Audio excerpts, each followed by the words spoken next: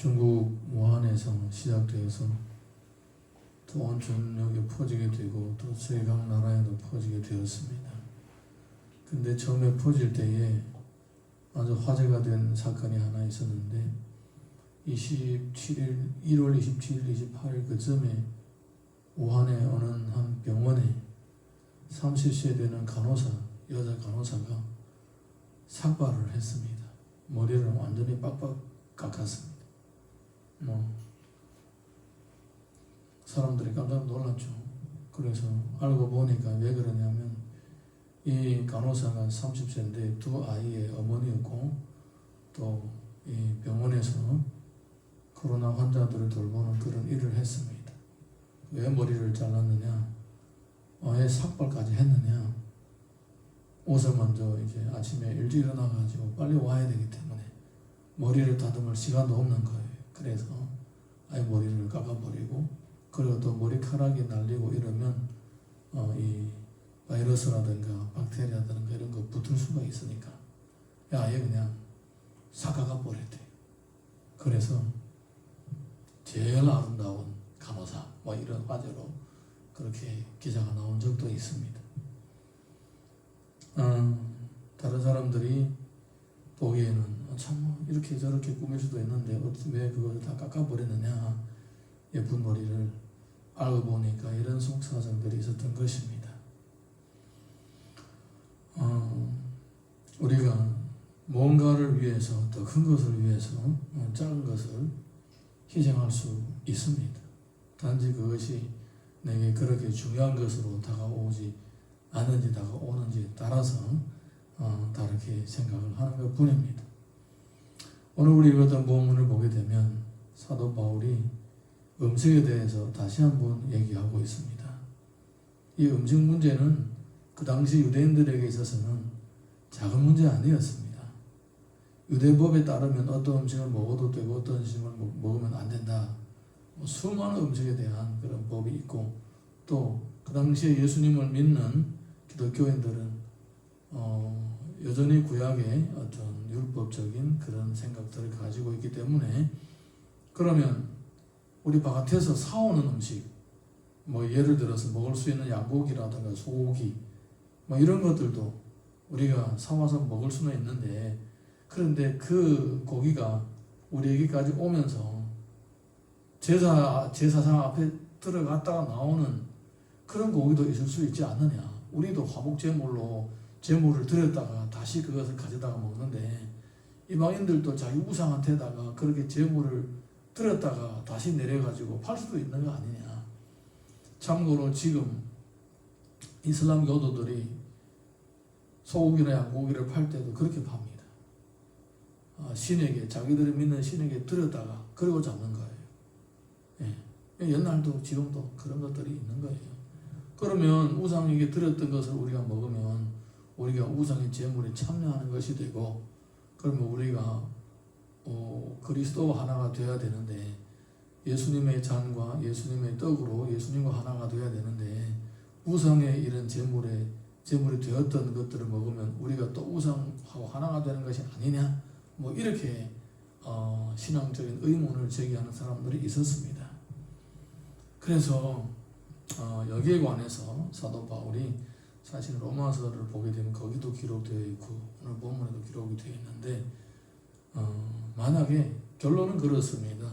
만약에 내가 이 음식을 먹음으로 인해서 다른 사람으로부터 지적받고 판단받거나 또 내 양심에 거리낀다면 나는 평생 고기를 먹지 않겠다. 이렇게 결론을 내린 적도 있습니다. 예, 더 큰 것을 위하여 작은 것은 나 얼마든지 희생할 수가 있다. 평생 고기를 먹지 않고 산다. 상상하기가 어렵죠. 저 같은 경우에는 하루만 고기 안 먹어도 막 속이 허전하고 뭔가 매일마다 풀만 먹는 느낌이 들고 되게 힘이 없는데 평생 고기를 안 먹는다.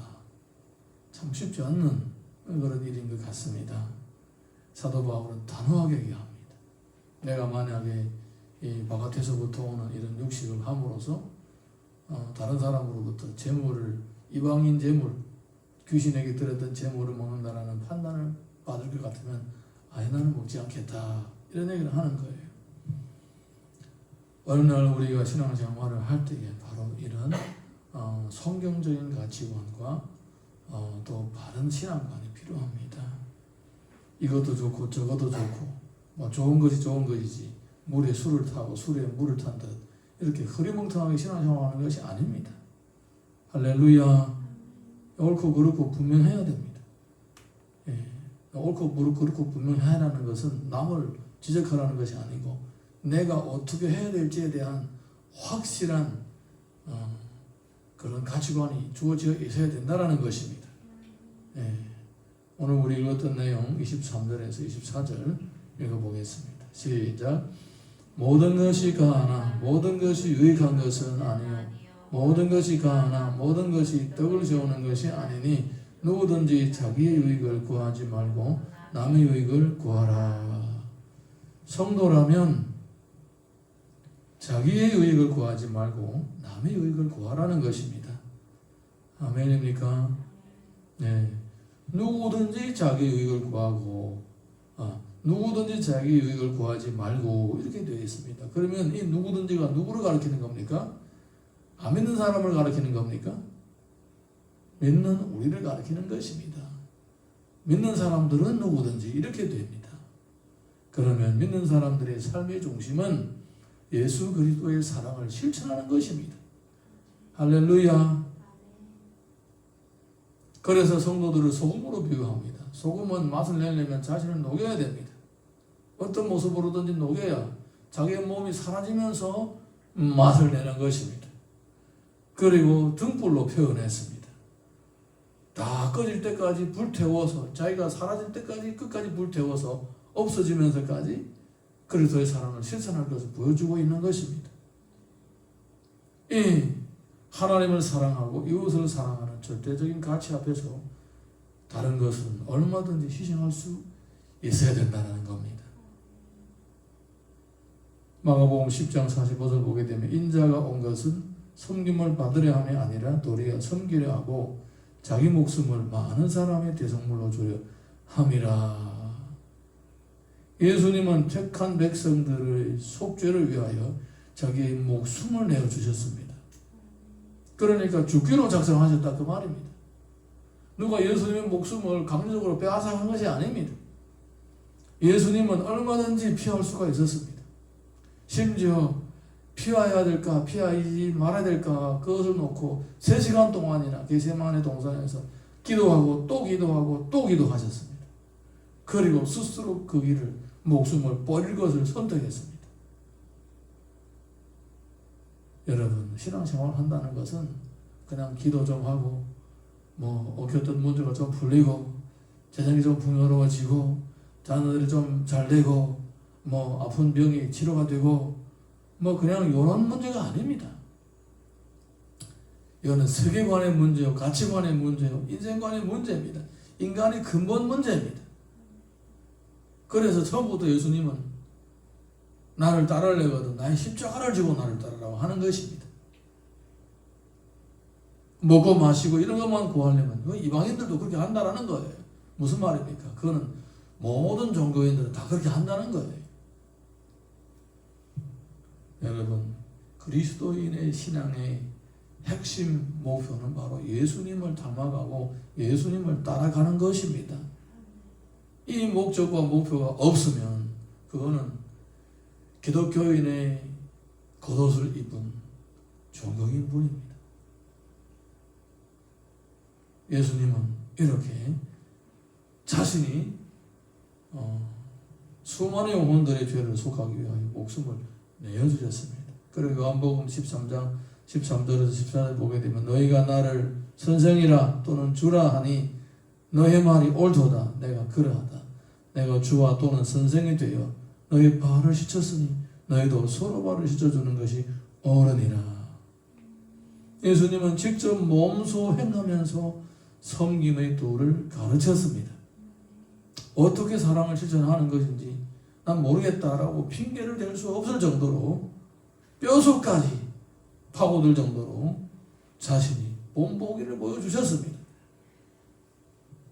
그렇다면 예수님을 사랑하고 참된 신앙생활을 하기를 원하는 사람이라면 어찌 이 장면을 보고 감동되지 않을 수가 있겠습니까? 예. 하나님의 놀라운 사랑은 그냥 기록만 되어 있는 것이 아니라 예수 그리스도를 통하여 실제적으로 눈으로 이해할 수 있을 정도로 따라갈 수 있을 정도로 보여진 것입니다. 할렐루야. 그래서 오늘 성경을 보게 되면 자기 의를 구하지 말고 남의 의를 구하라 이렇게 얘기를 합니다. 제가 이 본문을 읽을 때마다 참 마음 아픈 과거가 생각납니다.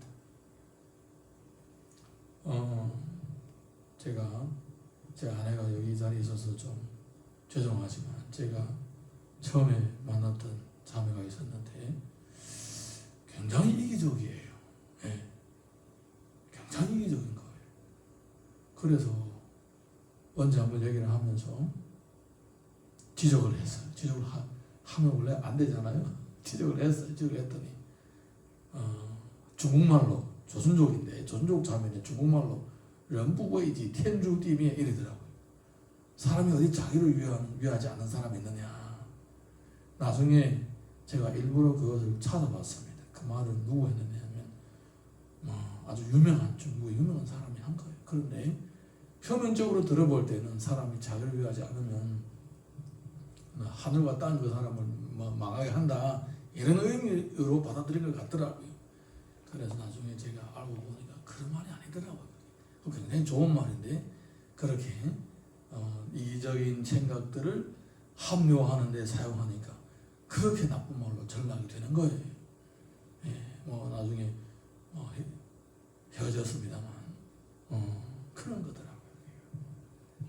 예, 사랑하는 성도 여러분, 이기적인 것은 어디에서든지 항상 사람과 사람을 서로가 멀어지게 하고 상처 주게 되는 것입니다.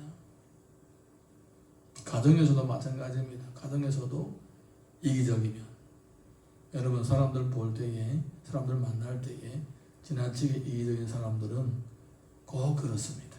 남에게 상처를 주고 다른 사람을 힘들게 하는 거예요.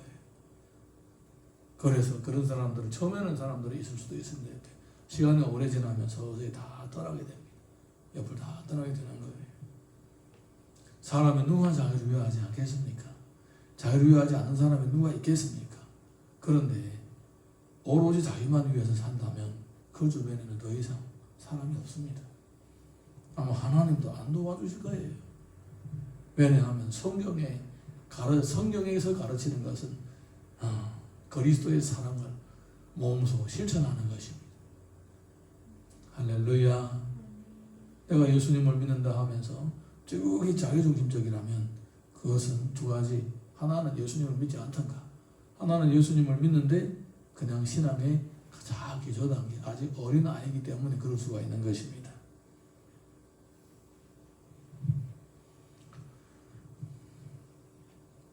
자, 우리 이어서 25절에서 30절 읽어보겠습니다. 시작.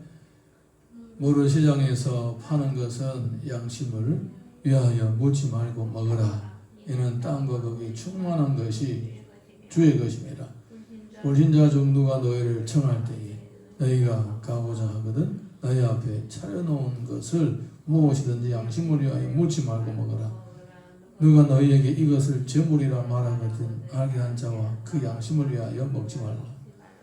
내가 말한 양심은 너희의 것이 아니요 남의 것이니 어찌하여 내 자유가 남의 양심으로 말미암아 판단을 받으리요.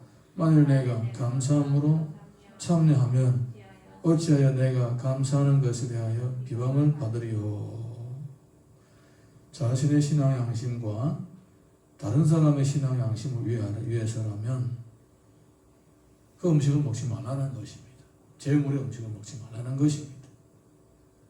이렇게 음식문 열어놓고 다른 사람을 배려하라는 것을 가르치고 있습니다. 로마서 14장 1절에서 2절 보게 되면 믿음의 연약한 자를 너희가 받되 그의 의견을 비판하지 말라. 어떤 사람은 모든 것을 먹을 만한 믿음이고 믿음이 연약한 자는 채소만 먹느니라. 믿음의 연약한 자들의 믿음을 지켜주라는 겁니다. 여러분, 우리가 많은 사람들이 막 이렇게 올거리고 다닐 때에 어린 아이가 있으면 대부분 배려가 있는 사람들은 아이가 다칠까봐 피해갑니다. 예. 아이가 나보다 약하니까 부딪혀도 괜찮겠더라고 툭 치고 가는 사람이 없습니다. 오히려 피해갑니다. 그것처럼 믿음의 생활에서 나보다 믿음이 연약한 자가 있으면 우리가 그 믿음의 연약한 자들을 보호해 줘야 할 의무가 있는 것입니다. 로마서 14장 17절 보게 되면 하나님의 나라는 먹는 것과 마시는 것이 아니요 오직 성령 안에 있는 의와 평강과 희락이라. 육신의 나라를 구하지 말고 하나님의 나라를 구하십시오. 오늘 본 마지막의 말씀 31절에서 33절 읽습니다. 시작. 먹든지 마시든지 무엇을 하든지 다 하나님의 영광을 위하여 하라. 유대인에게나 헬라인에게나 하나님의 교회나 거치는 자가 되지 말고 나와 같이 모든 일에 모든 사람을 기쁘게 하여 자신의 유익을 구하지 아니하고 많은 사람의 유익을 구하여 그들로 구원을 받게 하라. 유대인에게나 헬라인에게나 교회나 걸림돌이 되지 말라는 것입니다. 그러니까 너 때문에 다른 사람이 신앙이 흔들리고 상처받는 일이 없게 하라. 그 말입니다. 예, 그런 그 말입니다. 왜 그래야 되느냐? 하나님의 영광을 위해서 그렇게 하라는 것입니다. 할렐루야. 고린도전서를 보게 되면 그러므로 만일 음식이 내 형제를 실족하게 한다면 나는 영원히 고기를 먹지 아니하여 내 형제를 실족하지 않게 하리라. 1월 달에 머리를 삭발한 그 젊은 간호사, 두 아이의 엄마인 그 간호사, 벌써 5개월, 아니지 4개월 좀 지났죠. 4개월에 머리가 좀 자랐겠죠. 예, 그런데 이제 그리고 무한 또 보니까 환자들이 저는 안 나오더라고요. 제가 개인적인 그런 사연임에도 불구하고 많은 사람은 큰일도 아닙니다. 그냥 머리를 자르는 건데 그렇게 다른 사람에게 잔잔한 감동을 주었던 것을 볼 수 있습니다. 예, 오늘날 우리가 큰일을 해서 나라를 살려서 다른 사람의 감동 줄 수 있는 기회가 아마 없을 거예요. 그렇지만 우리가 평소에 사소한 일도 다른 사람을 배려하면서 얼마든지 다른 사람에게 잔잔한 감동을 줄 수가 있습니다. 설령 그 배려를 받는 사람들의 마음 단단하게 굳어있고 얼굴도 번번스럽고 이마도 단단한다고 할지라도 하나님께서 다 보고 계시는 거예요. 할렐루야.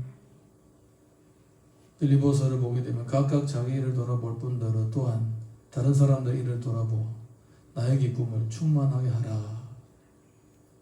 자기 일을 돌아볼 뿐만 아니라 또한 다른 사람의 일을 돌아보면서 주변에 연약한 사람들을 때로는 내가 좀 손해보더라도 내가 좀 희생한다고 하더라도 소금이 녹아서 맛을 내는 것처럼 등불이 다 타서 자신을 다 태워서 빛을 내는 것처럼 그렇게 그리스도의 사랑을 실천할 수 있기를 예수님의 이름으로 축복합니다.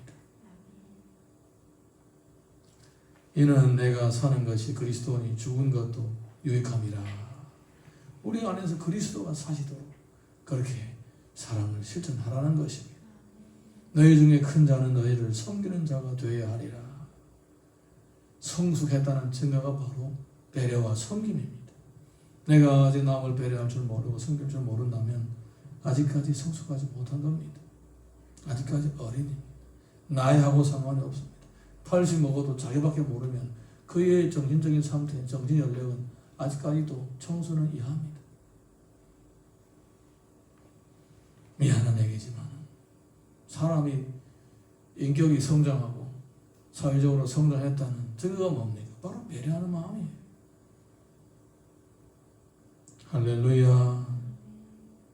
아주 오래전에 들은 이야기인데 중국의 그 연난에는 집에 일꾼을 더 많이 이제 세우기 위하여서 아들의 한 10살만 돼도 장가를 보낸대요.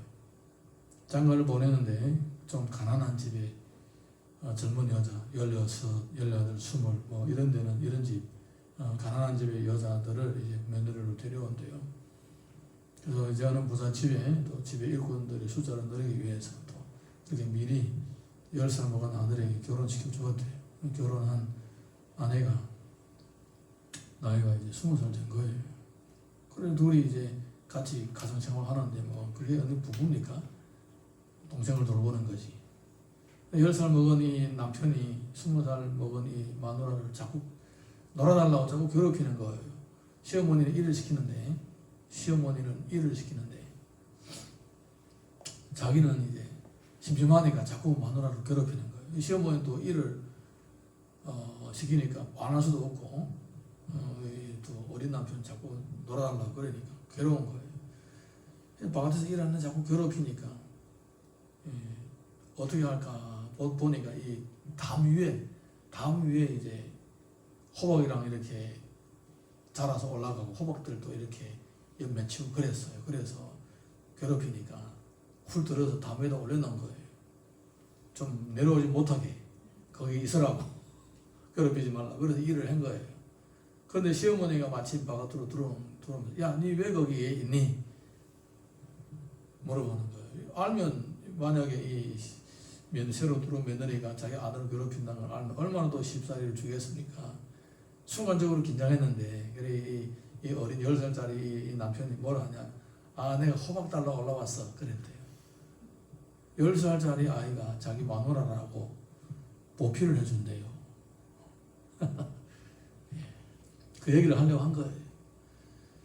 아주 오래전에 들은 얘기인데 한 30년 전에 들은 얘기인데 어떤 연세 많으신 분이 해줬어요.